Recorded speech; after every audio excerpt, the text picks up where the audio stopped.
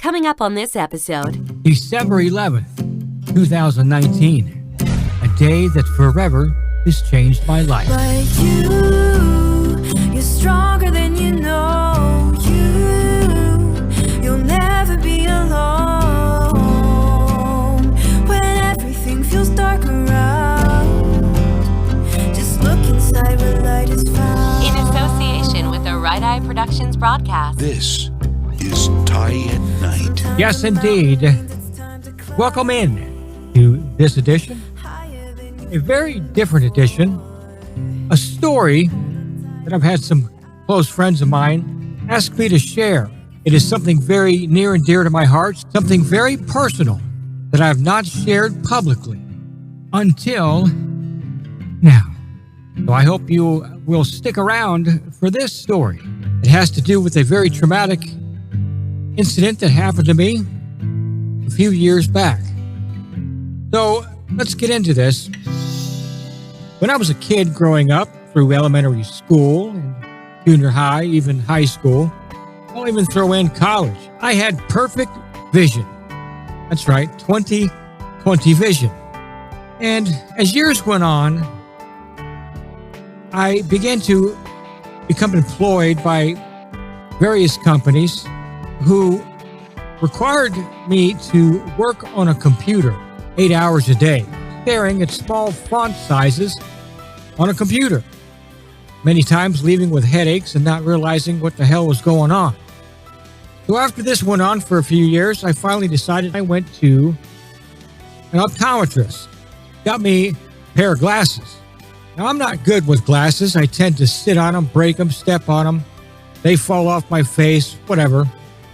I've adapted, though, and I've gotten much better. But I will say, I wore the glasses, and anytime I took a picture, a photo, whether I was drumming or even getting into the radio thing at that time, I always took my glasses off. Just something I didn't like to do. Wasn't used to it. Well, let's fast forward a few more years later, and around 2016, the later part of 2016, I went back to an optometrist for an update. It was a new doctor at that time, and they gave me a different prescription. And I also tried for the first time what I call readers or reading glasses. I wore those for a few years, on and off, rotating them as I needed them. Well, unbeknownst to me, there was an underlying issue that was growing. It was boiling. It was stewing. As we fast forward to the year 2019, well, let's just say it changed my life forever. You see, again, even with the glasses, I had 20/20 vision. Now, I had a bad stigmatism. Had a doctor tell me that I was squinting so hard to read text on a computer or on a phone, even watch a movie or TV show, that I was shaping my eyeballs into the profile side of what a football would look like. Kind of pointing toward the front, pointing toward the back. So they gave me yet new glasses. And in 2019, I'll never forget it. December 10th, to be exact. I went to bed after watching some sports shows, a couple of movies or so, and, well, here we go. Remember that date I told you at the beginning? Yep, December 11th, 2019. My life changed forever, my friends. I sat up in bed and thought it was still dark outside. Pretty close to midnight black, if you will. I couldn't see anything, and I ended up falling out of bed and hitting my head on a piece of furniture.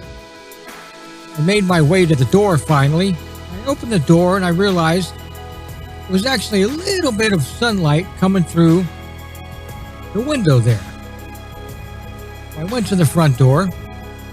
Wanted to see, is it still dark? Is it still light? What's going on? So I opened the door, and sure enough, the sun rises directly in front of the house. comes up right through the front there and sets in the back. Well, I knew something was wrong because everything was hazy, cloudy. So I did the hand over the eye trick. I put my left hand over my left eye and, well, I could see a little bit of this bright, beautiful sun, but it was cloudy. Well, then I put my right hand over my right eye. You know what? I saw nothing. Darkness. Black. A dead end. Zero. Nada. Zilch. You get the point. So I ran in and I got a family member and I said, I think I've got a problem here.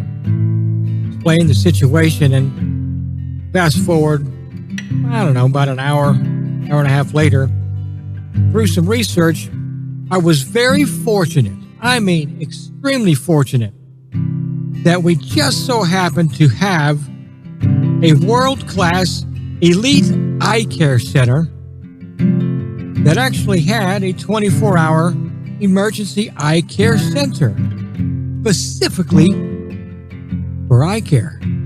That's all they did in this emergency room. So we headed north. We finally found this place and went in, and a lot of people in the waiting room. Some have been waiting for an hour.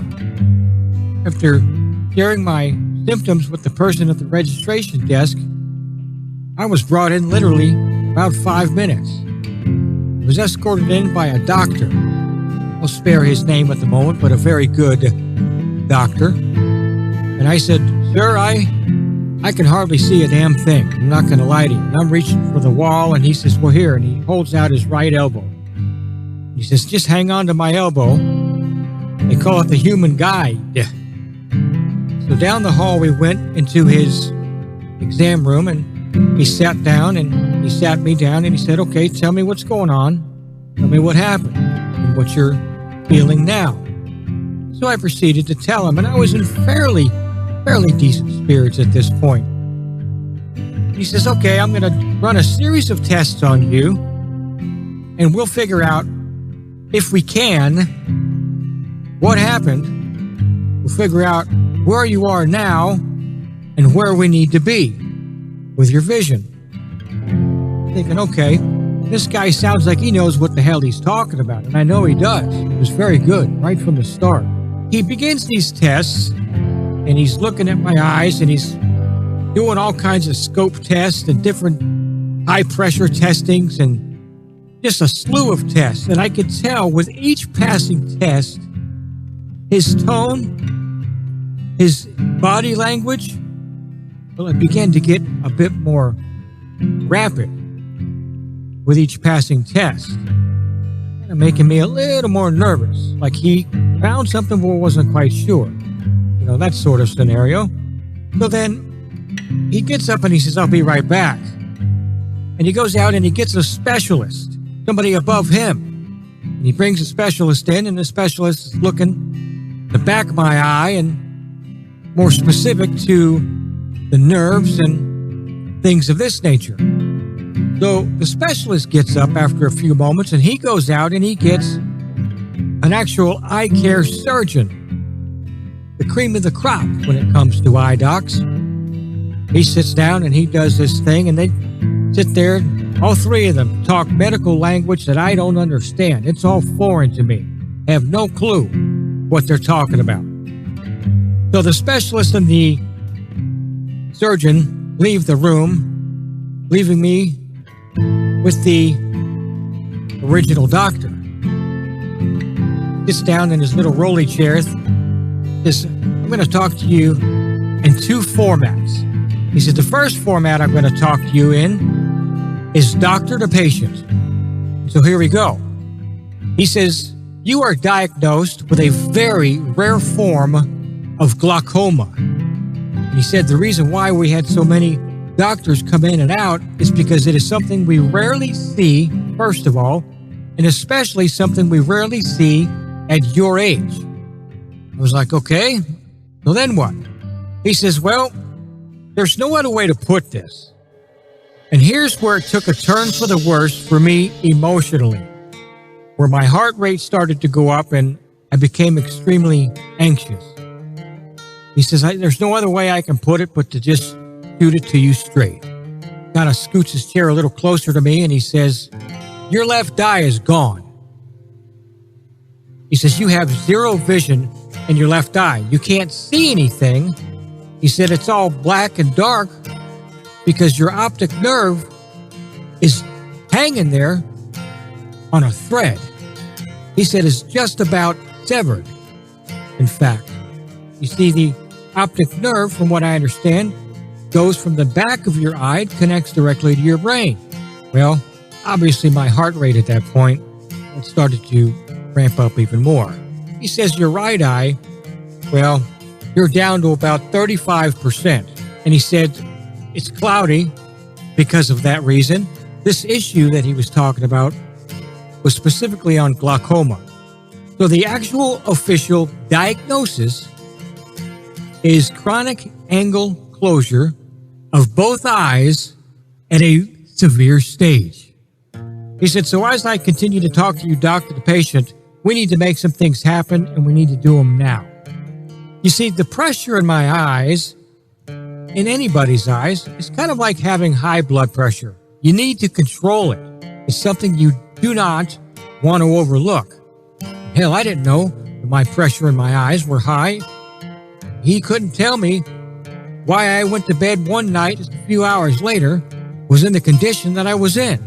But something happened that really, really just broke me down. And he said, I need to run you upstairs immediately. And we need to do an emergency laser procedure on both of your eyes to relieve the pressure.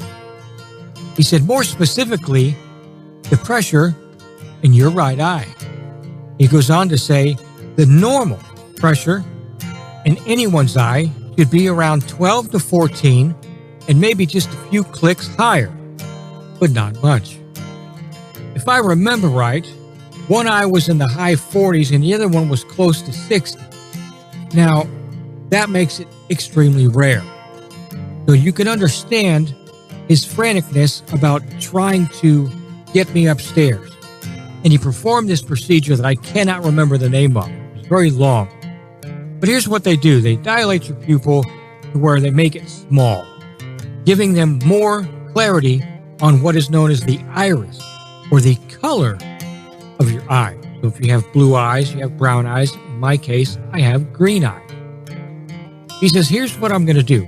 Picture an analog wall clock or an analog watch, where they have the numbers all the way around, 12 at the top, 3 to the right, 6 to the bottom, the 9 to the left. And he says, what I'm going to do is have you lean forward on this machine, and I'm going to shoot a laser, pinhole by pinhole, all the way around the color portion of your eye. And I need to do this in both eyes.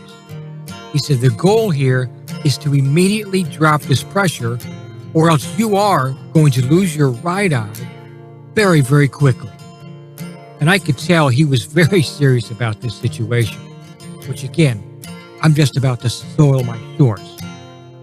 So he does the procedure, and it was not comfortable, but I tolerated it.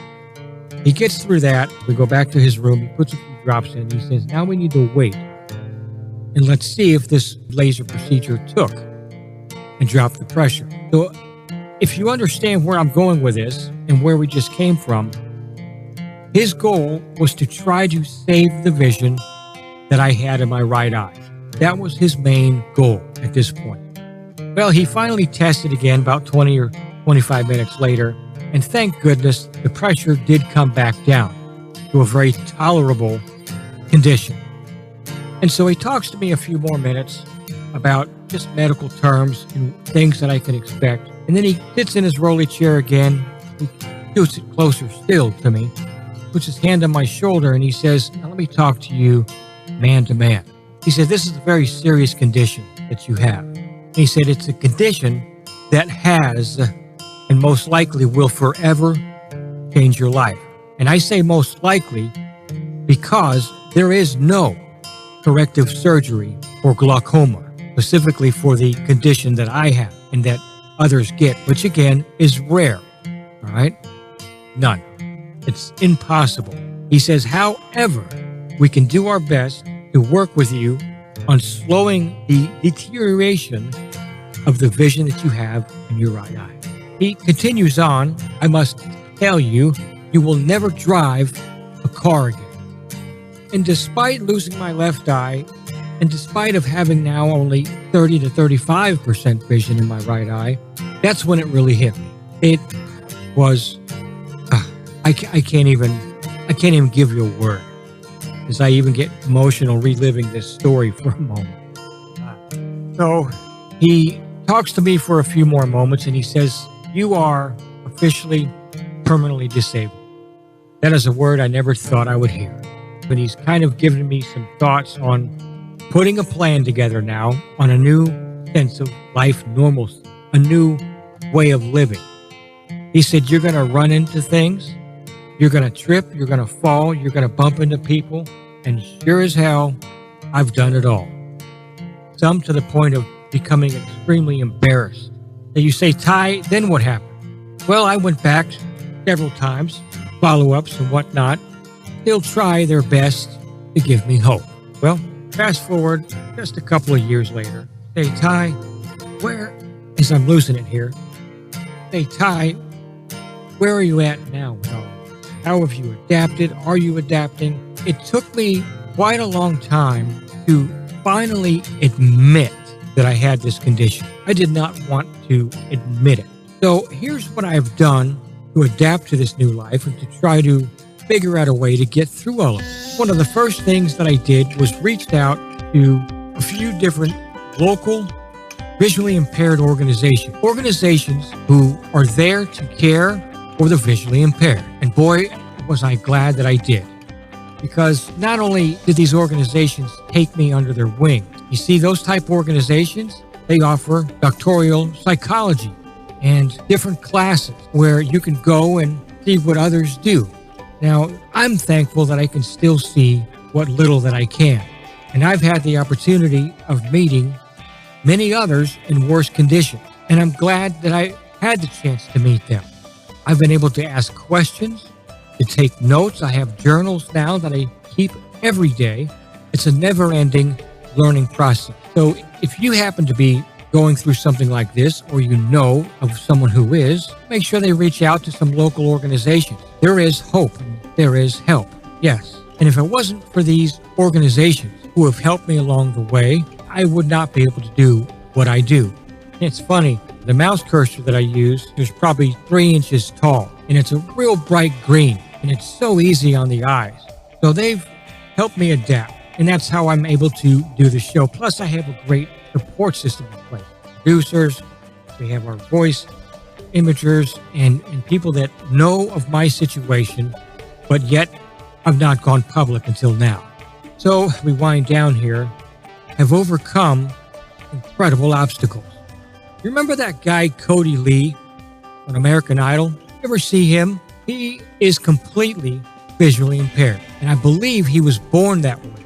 This guy is a piano player. He sings, he plays his ass off. And if you've never heard of him or seen him, spoiler alert, the year he was on Idol, he won.